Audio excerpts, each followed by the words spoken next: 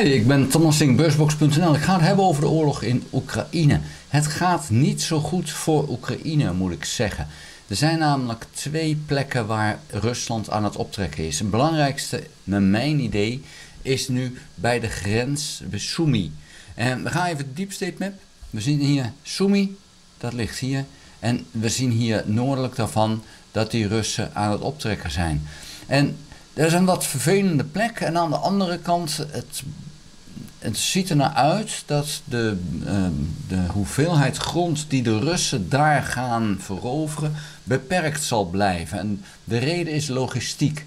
Nou is het zo dat die eerste dorpen daar veroverd zijn, dat is waar. Maar de verdedigingslinie van Oekraïne lag niet op de grens. Dat zou niet zo slim geweest zijn. Dus ze hebben die verdedigingslinie iets verder naar achteren liggen. En daar zijn de Russen nog niet gekomen. Maar nu is het dus even het punt. De Russen hebben het wel van elkaar gekregen om dus daar voldoende mensen te verzamelen om die aanval te doen. Oekraïne heeft het niet van elkaar gekregen om dus die aanval in eerste instantie al zodanig te verstoren dat die niet gedaan werd. Dus dat is even van belang. Ze hebben het wel geprobeerd. Er zijn aanvallen in het achterland gedaan op bijvoorbeeld munitieopslagplaatsen. En die zijn ook deels gelukt, maar het was niet voldoende om dus de aanval van de Russen tegen te houden. Nou is het zo dat die logistiek van de Russen is hun zwakke punt.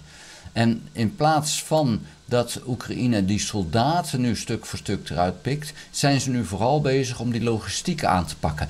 Want dat houdt in, als dat succesvol is, dat die soldaten niet zo heel veel kunnen doen. Die zitten nu dan wel in Oekraïns gebied, maar zitten daar vastgepind. En ja, als je maar niet genoeg aanvulling krijgt aan munitie en voedsel, dan blijf je daar wel zitten, dan ga je niet te veel activiteiten ontplooien. Dus dat is nu de tactiek van Oekraïne. Ik hoop dat dat lukt. En dit is even van belang. Het is niet de enige plek, je ziet hem hier nog niet, maar er zijn meerdere plekken langs de grens. Hier zie je het ook nu al, dat ze het proberen. Maar hetzelfde probleem geldt, dat is namelijk het logistiek verhaal. Die Russen die krijgen het wel voor elkaar om de eerste aanval te doen. En dan moet ik even zeggen hoe ze dat doen. De Russen hebben in het achterland heel veel artillerie. Want ze hebben nog steeds veel artillerie, ondanks dat er ongelooflijk veel kapotgeschoten is, maar ze hebben nog veel artillerie. En wat ze dan doen is een enorme hoeveelheid granaten afschieten op 1 punt, waar Oekraïners zitten. Die Oekraïners kunnen dan blijven staan, maar dan gaan ze dood. Dus dat doen ze niet. Dus die Oekraïners gaan terug. Op het moment dat die Russen zien dat die Oekraïners terugtrekken, gaan die Russen in de aanval, terwijl ze nog wel aan het schieten zijn op dat doel.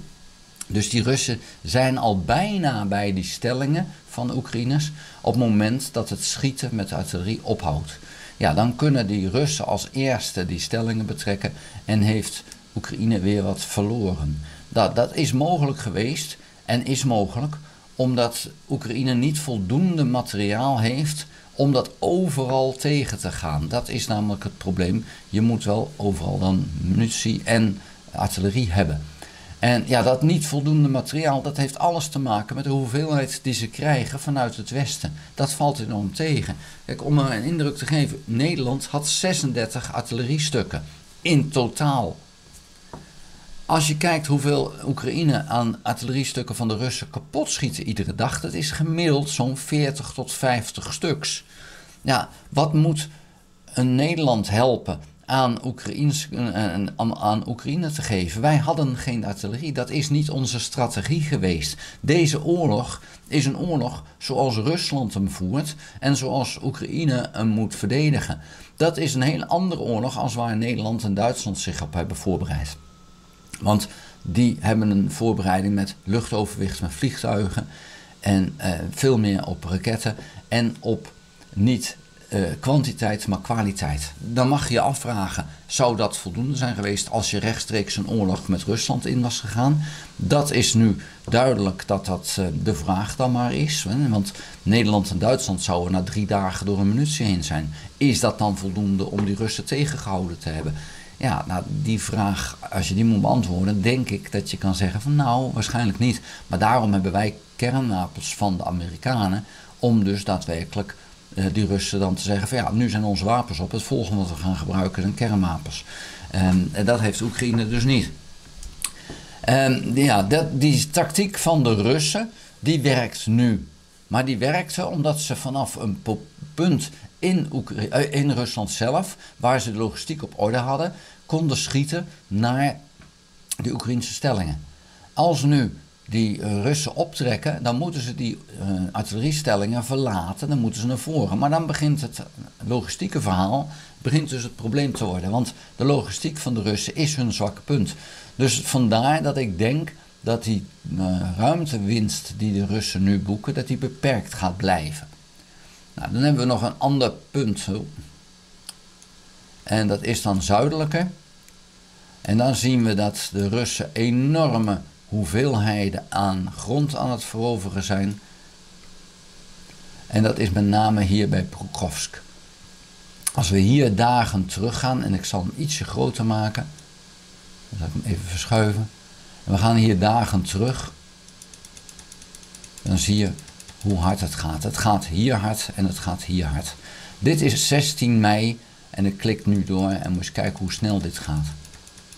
Nou, het ziet er naar uit dat, en dan zal ik even tekenen.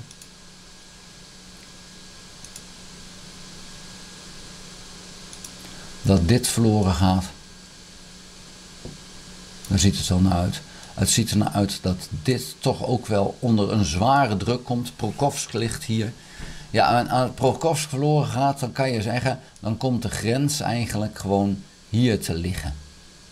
En dus dan weet je dat Rusland gaat optrekken tot dat punt. Nou, dan gaan we eventjes kijken hoe dat dan eruit ziet als we zien hoe ik dat moet doen. En zo niet. Deze denk ik even weghalen. Zo. Ja. Als we zien hoe ver ben je dan Oekraïne in, dat streepje dat zou hier net voor zijn getrokken. Dus ja, dat lijkt dan een enorm verlies. Ja, op die schaal als je heel groot kijkt wel.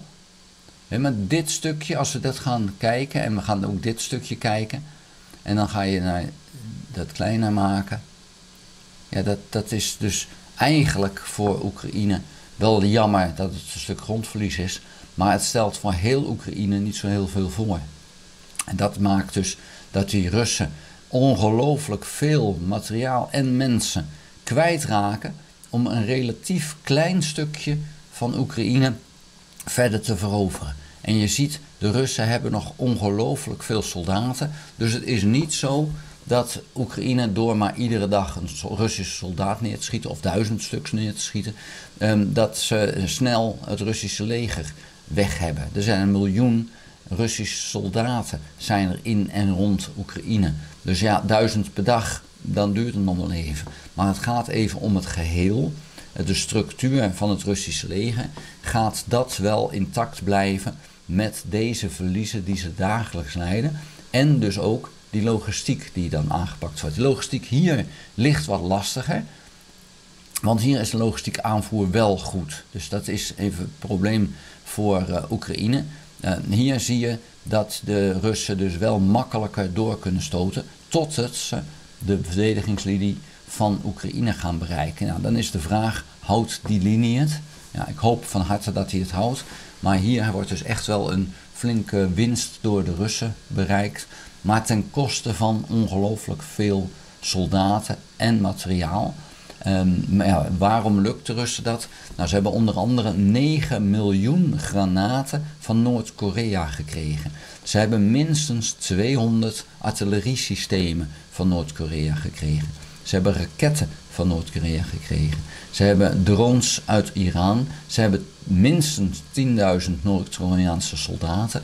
Dus ja, als je dat vergelijkt met wat Oekraïne krijgt, die hebben geloof ik 3 miljoen aan granaten gekregen. Ja, tegen 9 miljoen die Noord-Korea heeft gegeven, terwijl Rusland er al veel meer had dan Oekraïne er had. Dus de hoeveelheid die Rusland naar het front kan brengen, is nog altijd veel groter dan de hoeveelheid die Oekraïne daar kan brengen. Dan is het, als je het zo bekijkt, is het ongelooflijk hoe weinig Rusland dus aan het bereiken is met zo'n overwicht. Ja, dat heeft dus alles te maken met de kwaliteit van je soldaten. Rusland haalt mensen van de straat en uit de gevangenissen en dat zijn na 2 weken soldaten. Oekraïne leidt zijn soldaten ten minste 3 maanden op en zet ze pas in het veld op het moment dat ze gewoon ook voldoende materiaal hebben. Het is niet zo dat Oekraïne te weinig soldaten heeft. Het is zo dat Oekraïne te weinig materiaal heeft om die soldaten goed te kunnen voorzien van wat er nodig is. En dan niet per soldaat zoals Rusland dat doet, maar per eenheid. Oekraïne wil eenheden in het veld hebben, terwijl Rusland soldaten daar wil hebben. Nou, als je maar heel kwistig bent met je soldaten, dan kan dat voor Rusland werken. Dat doet het dus ook. Het is een hele simpele manier van werken die met de nodige gruwelijkheden naar die soldaten toe gewoon wel werkt. Die soldaat die krijgt te horen, je rent daarheen en als je terugkomt schieten we je dood. Ja, nou dan is er weinig te kiezen en dan ren je daar wel heen, waar je dan waarschijnlijk ook je einde vindt. Maar zo werken die Russen. Oekraïne probeert zuinig te zijn met zijn soldaten. Ja, dat betekent dus, als er echt een hele grote aanval van de Russen komt, dan moet je dus even terug. Ja, dan raak je dus weer ruimte kwijt. Het is helaas niet anders. En de vraag is dan, wanneer ga je die ruimte weer terug veroveren? Ja, dat is pas op het moment dat er het teken is dat de Russische eenheden, dat die uit elkaar beginnen te vallen. Zover is het helaas nog niet. De verwachting is wel dat dat gaat gebeuren. Ja, maar het is net zoals een worst die je voorhoudt. Volgend jaar, en hoe vaak gaan we dat zeggen? Dat is de vraag. Hoe vaak we dat gaan zeggen, dat weten we niet. Maar het ziet er gewoon niet goed uit voor het Russische leger. Er zijn tekenen die erop wijzen dat die eenheden uit elkaar vallen. Maar het probleem is heel duidelijk dat het Russische leger bestaat uit mensen die niet soldaten zijn.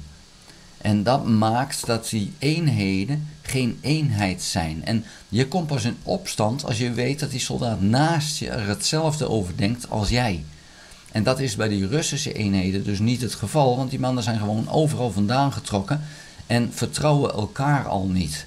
Ja, dan kom je wat minder snel in opstand. Dus dat maakt dat de vraag is wanneer dan het zo erg is met het Russische leger dat ze daar overheen stappen.